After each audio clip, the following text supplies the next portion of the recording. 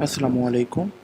जैसे आप सब लोगों को पता है कि जीसी यूनिवर्सिटी फैसलाबाद ने एडमिशन ओपन कर दी हैं, तो आज उसका अप्लाई करने का तरीका लास्ट ईयर के मेरिट 2019, 18, 17 उसके बाद आप लोगों को बहुत से प्रॉब्लम फेस आ रहे हैं कि आपने कौन से मार्क्स इंटर करने हैं।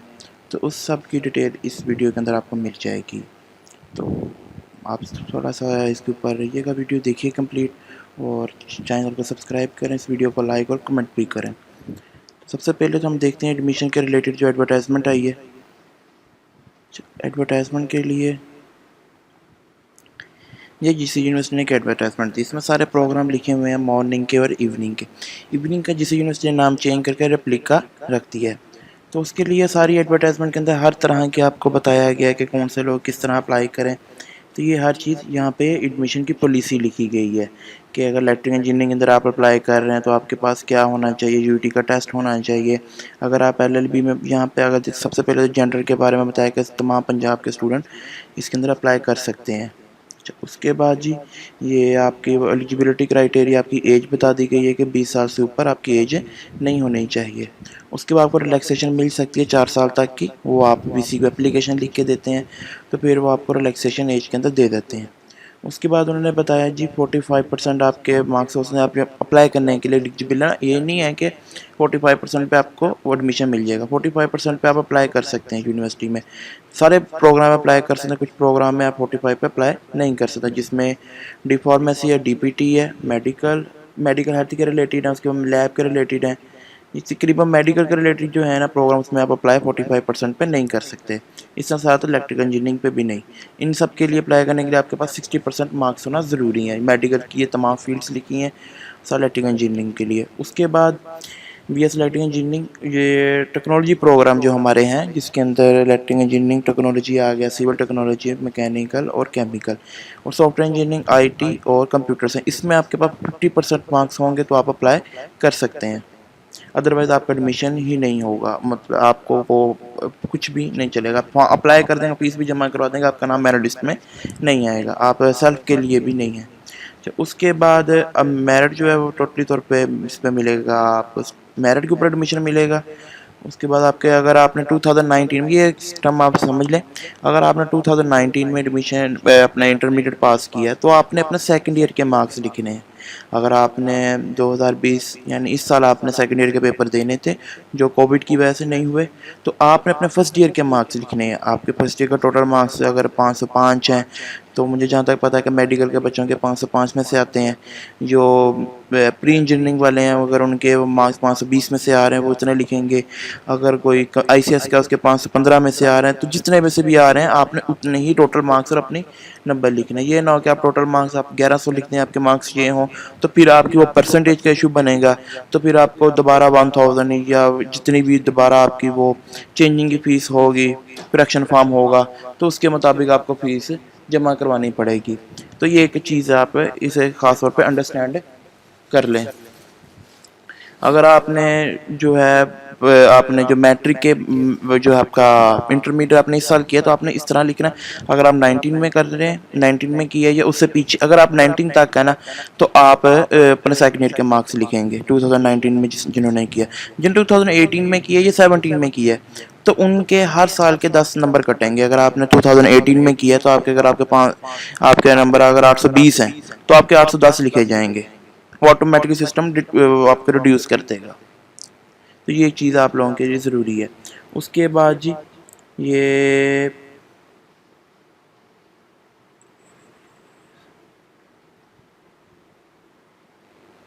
अच्छा, उसके बाद बहुत से इश्यूज़ आते हैं जिस तरह जिनके बाद डीएई डिप्लोमा होता है, कुछ इस तरह के होते हैं जो इंटरमीडिएट के इक्वल होते हैं, तो उनके लिए कुछ जो 6 नंबर पॉइंट है वो उनके लिए। उसके बाद इलेक्ट्रिकल इंजीनियरिंग के लिए आपके पास यूटी का टेस्ट होना चाहिए, और हमारी जो टेक्नोलॉजी के लिए आप लोगों के पास इंट्री टेस्ट जो यूनिवर्सिटी खुद लेती है वो आपको देना ज़रूरी है।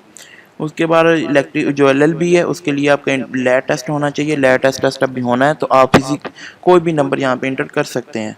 कुछ जो प्रोग्राम उनकी यहाँ पे एलिजिबिलिटी लिखी हुई है, इकोनॉमिक्स के लिए कौन कौन अप्लाई कर सकता है, होम इकोनॉमिक्स, फूड साइंस और टेक्नोलॉजी के लिए, इलेक्ट्रिकल इंजीनियरिंग के लिए, ये सारा कुछ लिखा हुआ कौन से वाले अप्लाई कर सकते हैं। अगर फिर भी किसी को कोई इशू हो तो आप कमेंट सेक्शन में जाकर पूछ सकते हैं मेरे से, तो आपको रिप्लाई दे दिया जाएगा। उसके बाद आपको यहाँ पे लिखा गया है कि कितना सीट्स किसके लिए हैं। यहाँ पे बताया जा रहा है 2% सीट्स जो हैं वो फिक्स कर दी गई हैं डीए यानी ये डिप्लोमा करके जो लोग आते हैं जो एफएससी के इक्वल होता है। उसके बाद बता दिया गया है कि नो कोटा, किसी का कोटा नहीं है फिजिक्स प्रोग्राम के अंदर। और यहाँ पे एक ऑप्शन गलत है, तो यहाँ पे आईटी प्रोग्राम भी है, तो जो हमारा प्रोस्पेक्टस उसमें आईटी भी लिखा हुआ है। मतलब आप सीएस आईटी और एससी में अप्लाई नहीं कर सकते अपने डीए बेस पे। तो ये सारा इलेक्ट्रिक इंजीनियरिंग के लिए फार्मूला बताया हुआ यूनिवर्सिटी ने, और ये मैकेनिकल ये जो टेक्नोलॉजी वाले स्टूडेंट हैं उनके लिए। उसके बाद जिन्होंने वो अपने कोटा सिस्टम पे अप्लाई करना होता है उन्होंने बताया कि मॉर्निंग में कोटा सिस्टम के लिए कितने कितने सीट्स हैं, आप इसको इजीली पढ़ सकते हैं। अगर किसी को फिर भी इशू हो तो आप पूछ सकता है। रेप्लिका प्रोग्राम के अंदर भी इन्होंने ये बताया हुआ है कि 2% सीट्स हमारे जो यूनिवर्सिटी के एम्प्लॉयज़ होते हैं उनके लिए है। ये सारा कुछ है। उसके बाद आपकी लास्ट डेट बताई गई है, तो टेस्ट डेट बता दी गई है कि इनके टेस्ट इस तरीके को होगा। हमारे जो आर्ट्स और डिज़ाइन वाले हैं उनका एक टेस्ट होता है, तो उनके बारे में यहाँ पे बता दिया गया आपने कहाँ पे जाके अप्लाई करना है, किस तरह अप्लाई करना है, वो सारा कुछ यहाँ इसी वीडियो में आपको बता दिया जाएगा। आपकी 700 फीस है प्रोसेसिंग की। टेस्ट अगर आप देना चाह रहे हैं आर्ट और टेक्नोलॉजी का तो 500 है। तो आपने अगर कोई भी एडमिशन के रिलेटेड इन्फॉर्मेशन लेनी है तो आप इस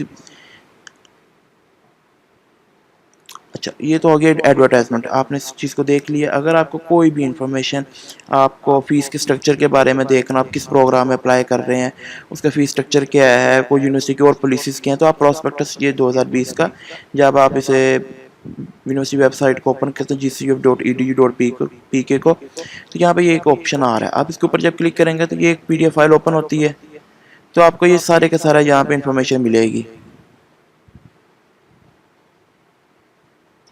इसमें तमाम डिटेल बताई गई है कि हमारी यूनिवर्सिटी का इस साल ग्रेडिंग सिस्टम क्या होगा, तो हर चीज़ इसके अंदर इंफॉर्मेशन है। रूल्स क्या हैं, यूनिवर्सिटी के एडमिशन क्राइटेरिया क्या है, हर चीज़ यहाँ पे डिफाइन कर दी गई। मैं आपको फ़ीस स्ट्रक्चर बताना चाह रहा था। ये हमारी यूनिवर्सिटी का न्यू ग्रेडिंग सिस्टम है, जो पहले इस तरह नहीं होता था, अब ये चेंज कर दिया गया। आप इसे भी देख सकते हैं,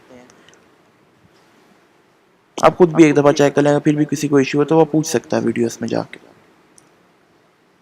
अच्छा, फीस स्ट्रक्चर की एडमिशन पॉलिसी यहाँ पे भी डिफाइन कर दी गई है, तो आप सारे यहाँ पे भी चेक कर सकते हैं। अगर किसी को फिर भी इशू हो तो कमेंट सेक्शन में पूछ सकता है। अच्छा, उसके बाद नंबर ऑफ सीट्स कितनी हमारी यूनिवर्सिटी एक प्रोग्राम के लिए यहाँ पे बताई गई है।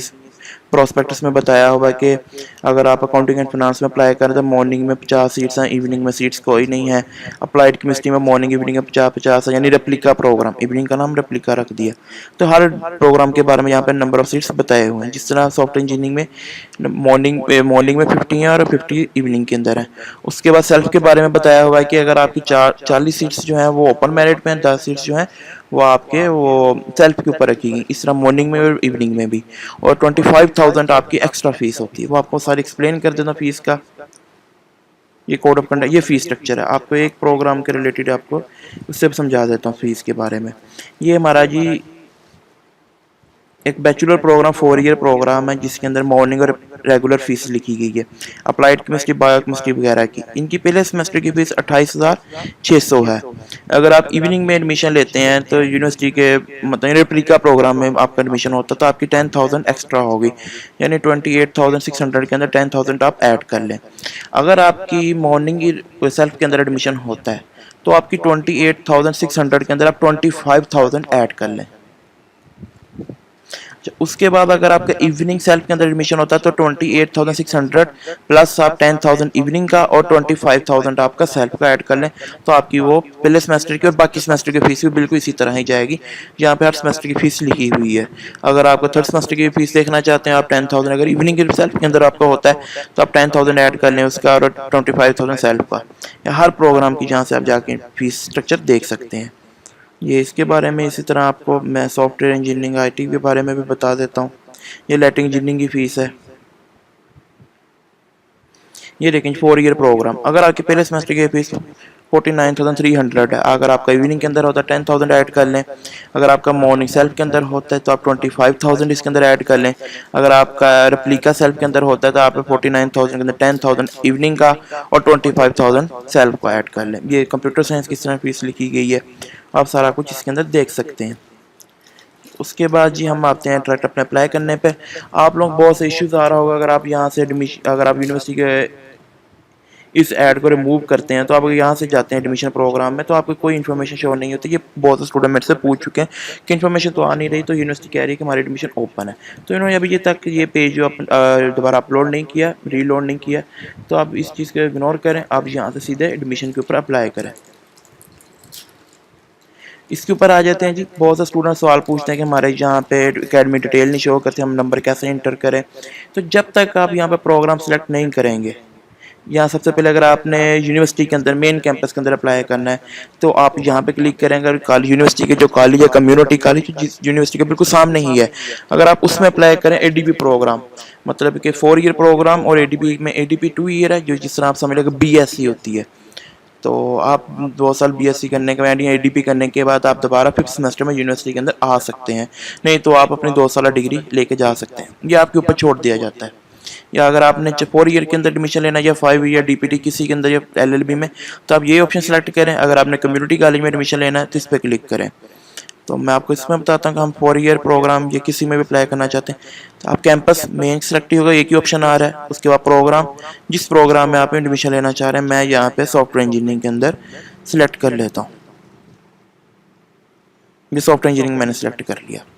बहुत से स्टूडेंट इस जगह पे एलिजिबिलिटी क्राइटेरिया चेक करते हैं। ये हमारे ओल्ड क्राइटेरिया शो हो रहा है, आप यहाँ पे नया चेक करें, प्रोस्पेक्टस चेक करें या एडवर्टाइजमेंट के ऊपर जाकर चेक करें, या आप यूनिवर्सिटी के नंबर्स पर फ़ोन करें।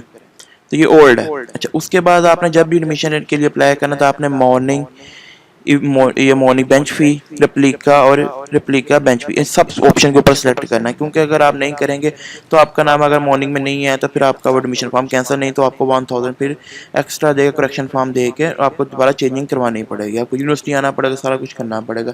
इसलिए आप 4 के 4 ऑप्शन सेलेक्ट करें। अगर आप किसी कोटे में अप्लाई करना चाह रहे हैं, कोटा मीन ये, अगर आप किसी भी अगर कोटा में अप्लाई करना चाहें, अगर आप पुलिस में से आपके वालदेन हैं, कोई भी हैं, डिसेबल हैं, आप नॉन टीचिंग स्टाफ मतलब कि जो हमारे वो होते हैं बेलदार या माली वगैरह, उनके बच्चों में से हैं, या अफगानिस्तान से हैं, आप मिनोरिटी कोटा में से बलोचिस्तान से हैं, या फाटा या फाना वगैरह से हैं, इन सब के लिए अगर किसी में से भी आप एक्स्ट्रा करिकुलर एक्टिविटीज़ में अप्लाई करना चाहते हैं, स्पोर्ट एक्स्ट्रा करिकुलर में मतलब आप स्पीच करते हैं या आपने क्विज वगैरह को बोर्ड की तरफ से जीता हुआ है, तो आप ऐसा नहीं कह सकते मैंने स्कूल में जीता, नहीं, बोर्ड को हम यूनिवर्सिटी कंसिडर करती है। अगर आप रीएडमिशन ओनली हैं तो ये सारा कुछ यहाँ के अंदर आता है। उसके बाद आप स्पेशल कोटा के अंदर चले जाएं। अगर आपका नहीं है तो आप इसके ऊपर क्लिक करें, कोटा के अंदर, यानी आप अप्लाई नहीं कर रहे हैं। अगर आप यूनिवर्सिटी आपने जो बीए किया हुआ या पहले एक डिग्री ले चुके हैं तो यहाँ पे ओल्ड अपना रजिस्ट्रेशन नंबर लास्ट में लिखें। अगर आप लास्ट में नहीं लिखते तो आपके लिए अगर नेक्स्ट कोई प्रॉब्लम बनेगा। अगर आप न्यू एडमिशन है तो आपको ज़रूरत इस चीज़ की नहीं है। यहाँ पे अपना CNIC नंबर लिखें, तो मैं एक अपना CNIC नंबर लिखता हूँ, आपने अपना ही लिखना, ये ना कि आप मेरा लिखना शुरू कर दें।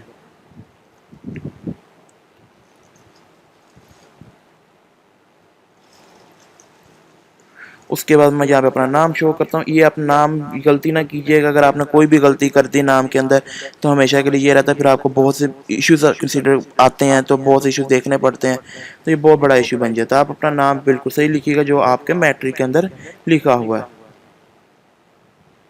पूरा नाम लिखिएगा जो आपके मैट्रिक के ऊपर है। ये ना हो कि अगर आपके नाम के साथ कोई चौधरी वगैरह लगता है आपने खुद लगाया, वो मत लिखिएगा। ये लिखने का अपना फादर नेम लिखें।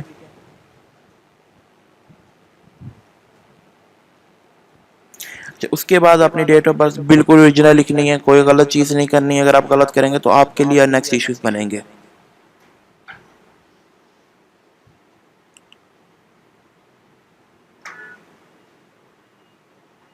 उसके बाद आपका प्रोविंस कौन सा है, मेरा पंजाब है। उसके बाद डिस्ट्रिक्ट, आप डिस्ट्रिक्ट बिल्कुल सही लिखिएगा, कोई गलत चीज़ नहीं करनी। अगर आप हाफिज़ कुरान है तो येस और नो में क्लिक करें, क्योंकि इसका कोटा होता है तो आपको वो बुला सकते हैं, हो सकता है आपका एडमिशन किसी कोटे के ऊपर हो जाए। अगर आप हाफिज़ कुरान नहीं है तो नो पे। ये देखें बहुत सी स्टूडेंट मुझसे पूछ रहे थे कि हमारा ये एकेडमिक डिटेल शो नहीं होती। अगर आप प्रोग्राम सेलेक्ट करेंगे तो तब आपके एकेडमिक डिटेल का ऑप्शन नीचे आएगा, अदरवाइज ऑप्शन नहीं आएगा। तो अब यहाँ पर अपना एड्रेस लिखें, जो भी आपका एड्रेस है। अच्छा, तो उसके बाद अपना मोबाइल नंबर लाजमी ओरिजिनल सही लिखिएगा, क्योंकि आपके इसके ऊपर इंफॉर्मेशन मैसेज आना होता है। अगर आप ठीक नहीं लिखेंगे तो आपको मैसेज नहीं आएगा। अच्छा, उसके बाद अपनी ईमेल भी लाजमी लिखें, जो भी आपकी ईमेल है। अगर नहीं है तो आप बना लें, क्योंकि अगर आपने नेक्स्ट स्कॉलरशिप में अप्लाई करना है तो ये बहुत इंपॉर्टेंट है। बहुत से लोग इस चीज़ के ऊपर इसे इग्नोर कर देते हैं। अगर आप ये ब्लड ग्रुप, आपका जो भी ब्लड ग्रुप है वो लाजमी लिखें। जनरल लिखें। और इसके बाद सबसे बड़ा इशू यहाँ पे इमेज के ऊपर आता है। तो यहाँ पे इमेज के साइज उन्होंने 25 KB बता दिया है, 25 KB से ज़्यादा ना हो। हम इसे मिनिमाइज करते हैं तो आपको मैं थोड़ी सी एक चीज़ बता देता हूँ। अगर आपके पास विंडो मशीन है या मैक मशीन है तो आप यहाँ से देख सकते हैं आपके पास जो इमेज आपकी पड़ी हुई है, आप इसके ऊपर राइट क्लिक करें तो यहाँ से गेट इन्फो में जाके आप देख सकते हैं इसका साइज़ की यहाँ पे 133 KB आ रहा है। अगर आप पास विंडोज मशीन है, मतलब यानी विंडो आपके पास है, तो मैं आपको बता दूँ आपने कैसे चेक करना है। आप कोई भी इमेज है, कोई भी चीज़ है, उसके ऊपर जाके राइट क्लिक करें तो यहाँ पे नीचे प्रॉपर्टीज़ का ऑप्शन आ रहा था, किसका, प्रॉपर्टीज़ का। आप उसके ऊपर क्लिक करें, क्लिक करने के बाद यहाँ पे आपको इमेज का आपका साइज़ बता दिया जाएगा। 20, ये देखें 28 MB बताया जा रहा है। तो मैं बताता हूँ किस तरह आपने इमेज का साइज़ भी रिड्यूस करना है। सबसे पहले आप आए यहाँ पे, ये देखें बिल्कुल डाटा वहाँ पे हमारा मौजूद है। आप इमेज का साइज़ रिड्यूस करेंगे नहीं तो अपलोड ही नहीं होगी। तो अपनी ही इमेज कीजिएगा ब्लू बैकग्राउंड के अंदर, बिल्कुल जो प्रोफाइल पिक्चर होती है उसी तरह। ये फेसबुक की तस्वीरें ना दीजिएगा क्योंकि बाद में आपके स्टूडेंट कार्ड के ऊपर यही इमेज आनी होती, नहीं तो फिर आपको चेंज करवाने में बहुत से इश्यूज फेस करने पड़ते हैं। आप आते हैं का रिड्यूस साइज ऑफ पिक्चर। मैं ये आपको प्रेफर कर रहा हूँ, ये वाली वेबसाइट reduceimages.com। तो आप इसके ऊपर आके अपनी इमेज सेलेक्ट करें, जो भी आपकी इमेज है। ये देखें मेरी 133 KB की है। तो मैंने इमेज सेलेक्ट करने के बाद यहाँ पे मैं अपनी साइज़ रिड्यूस करना शुरू करता हूँ। देखते हैं जी, मैं इसे अगर 50 कर देता हूँ तो रीसाइज करता हूँ, ये 77 के ऊपर आगे 25 अभी भी नहीं आई। तो मैं यहाँ से थोड़ी सी क्वालिटी भी कम कर लेता हूँ, 80। देखते हैं अब कितना हो चुका है, ये 52 के ऊपर आ गया। हम 75 करते हैं, 45 हम यहाँ से भी इसे थोड़ा सा कम और करते हैं कि हो ही जाए हमारे पास काम।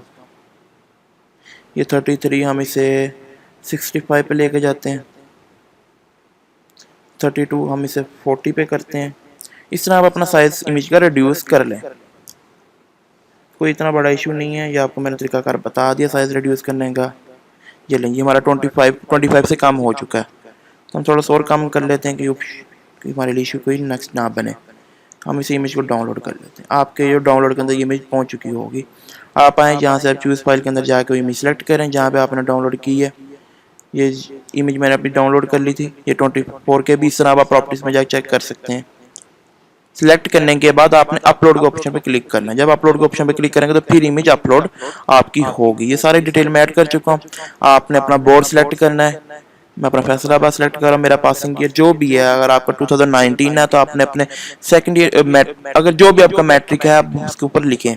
मेरा 2013 है, मैं अपना लिख रहा हूँ, आप अपने लिहाज से लिख दीजिएगा जो भी है। मैं अपनी डिग्री कर चुका हूँ यहाँ से।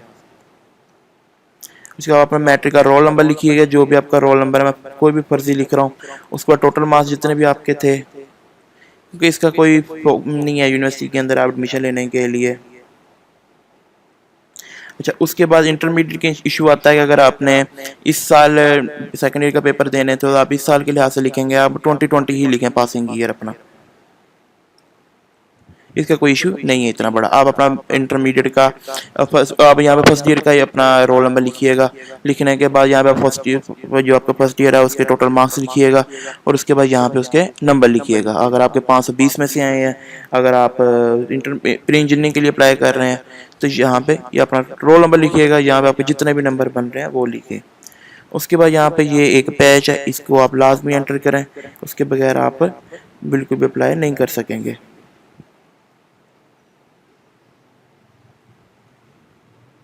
ये टर्म्स का हम एक्सेप्ट करते हैं, देखने कोई इश्यू तो नहीं रह गया। उसके बाद ये हमारी प्रूफ रीडिंग आ गई। वो दोबारा आपको बताता है कि अप्लाई करने के बाद आप देख लें एक दफ़ा कोई इशू तो नहीं है। मैंने देख लिया जी, मेरा कोई इशू नहीं है जी, मैंने सिर्फ फर्जी डाटा एंटर किया। आप अपना ओरिजिनल डाटा ऐड कीजिएगा सारे का सारा। करने के बाद आप फाइनलाइज एप्लीकेशन के ऊपर क्लिक करते हैं।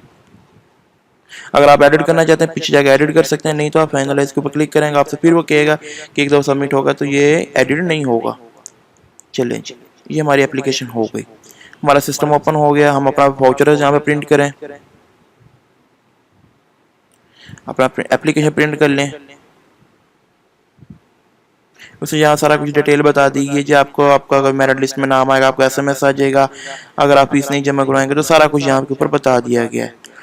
अच्छा, एक चीज़ आपको बतानी थी, आपने कोई डॉक्यूमेंट किसी जगह नहीं भेजना जहाँ पे कुछ लिखा हुआ कि आप डॉक्यूमेंट लेकर पहुँचे या किसी जगह सबमिट करें, कोई जगह पर नहीं जाना है। आप अब सिर्फ अब हम्बल रहें और अपनी यूनिवर्सिटी की वेबसाइट चेक करते रहें, यानी जैसे लास्ट डेट के बाद मेरिट लिस्ट अपलोड होना शुरू होंगी। जैसे आपका नाम आए आपको मैसेज आ जाएगा, आप अपने ये सारे डॉक्यूमेंट, अटेस्टेड डॉक्यूमेंट ओरिजिनल भी साथ, ये सारे डॉक्यूमेंट लेके आप यूनिवर्सिटी में ये फॉर्म एक, उसके बाद अपना फ़ी वाउचर, ये फ़ी वाउचर है, ये आप जो ये बैंक बताए हुए मुस्लिम कमर्शियल बैंक, लाइट बैंक है, बैंक ऑफ पंजाब, आप जिस बैंक में भी क्लिक करेंगे किसी भी ब्रांच में पूरे पाकिस्तान में जाके आप जमा करवा सकते हैं। तो जमा करवाने के बाद आपके पास 2 कापीज़ बचेंगी, एक आपके पास स्टूडेंट कापी बचेगी, ये आपके पास 3 कापी बचेंगी। ये कापी आप वो बैंक वाला रख रहे, 3 कापीज़ आपके पास बचेंगे, 3 कापी अपने पास रखें। ये आपने जब डिपार्टमेंट के अंदर आना है तो आपने ये आके जमा करवानी है, और ये फाइल कापी ये साथ लगानी होगी, ये अपने पास रखिएगा। स्टूडेंट कापी आपने किसी को नहीं देने की, नेक्स्ट आपको कोई इशू आता है तो आप इसी की बुनियाद के ऊपर अपना सब कुछ करेंगे, और ये अपना डाउनलोड कर लें। सम टाइम स्टूडेंट होते हैं वो उनको डाउनलोड नहीं कर पाते, उनका वो एक्सपायर हो जाता है। मैं उसका भी तरीकाकार आपको बता देता हूँ, आप किस तरह से दोबारा डाउनलोड कर सकते हैं। देखें, जैसे मैंने रीलोड किया इस फॉर्म को, सारा कुछ न्यू आ गया। आप यहाँ पे आएँ, अपनी डेट ऑफ बर्थ एंटर करें, जो भी आपकी डेट ऑफ बर्थ है, यहाँ पे अपना CNAC नंबर ऐड करें। CNAC आपने इस तरह ऐड करना जिस तरह मैं आपको बता रहा हूँ, डैश के साथ, विदाउट डैश नहीं करना। जब आप लॉगिन करेंगे, ये देखिए जब मैंने लॉगिन किया है तो मेरे सारे के सारे मुझे बता जाएगा, ये मेरा डायरी नंबर, ये मेरा ट्रैकिंग नंबर है। यहाँ पे मैंने अप्लाई किया है, तो यहाँ को मैंने फ़ी पेड नहीं की।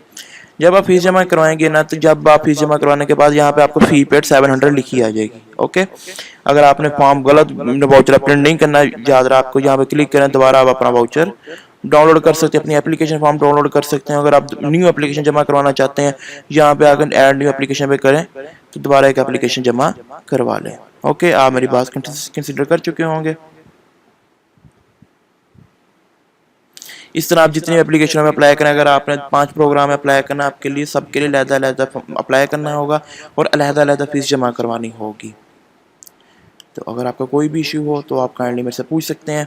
मैं फिर एक दफ़ा बता देता हूँ, बहुत से स्टूडेंट के लिए इशू आ रहा है कि उनको ये एकेडमिक डिटेल नीचे शो नहीं हो रही। एकेडमिक डिटेल तब तक शो नहीं होगी जब तक आप कोई प्रोग्राम यहाँ पे सिलेक्ट नहीं कर लेते। आप प्रोग्राम सेलेक्ट करेंगे तो फिर आपकी वो डिटेल शो होगी। अगर आप कम्युनिटी कॉलेज में जाते हैं तो बिल्कुल इसी तरह मेन कैंपस सेलेक्ट करें, कोई प्रोग्राम जिसमें अप्लाई करना चाह रहे हैं, तो फिर आपकी नीचे एकेडमिक डिटेल शो हो जाएगी यहाँ पे ऐड करने के लिए। इसके अंदर लास्ट ईयर की जो मेरिट लिस्ट है वो भी मैं आपको बताता हूँ जी। सबसे पहले ये 2019 की है, आप देख लें जी। ये आपको मैं थोड़ा सा बड़ा कर देता हूँ।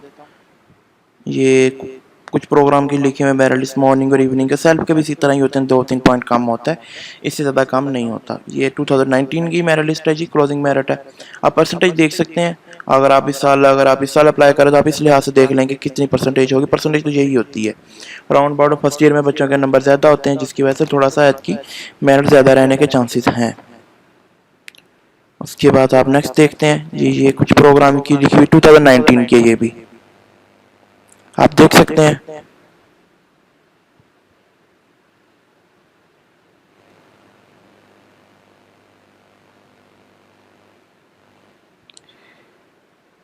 उसके बाद ये हमारे पास 2018 की जी,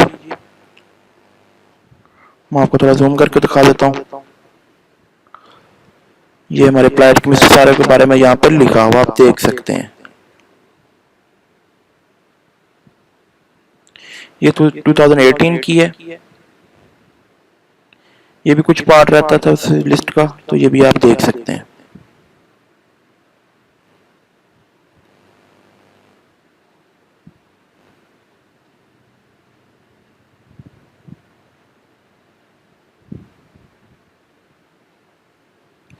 उसके बाद ये हमारे पास 2017 की लिस्ट है जी, थोड़ा जूम कर देता हूँ आप थोड़ी सी से, ये आप देख सकते हैं। मैं गूगल ड्राइव का लिंक दे देंगे, उसके अंदर मैं इमेजेस अपलोड कर दूंगा, आप वहाँ से भी इस चीज़ों को देख सकते हैं। डिस्क्रिप्शन के अंदर आपको इसका लिंक मिल जाएगा गूगल ड्राइव का, उसके अंदर ये इमेजेस पड़ी होंगी, आप उसमें भी देख लीजिएगा।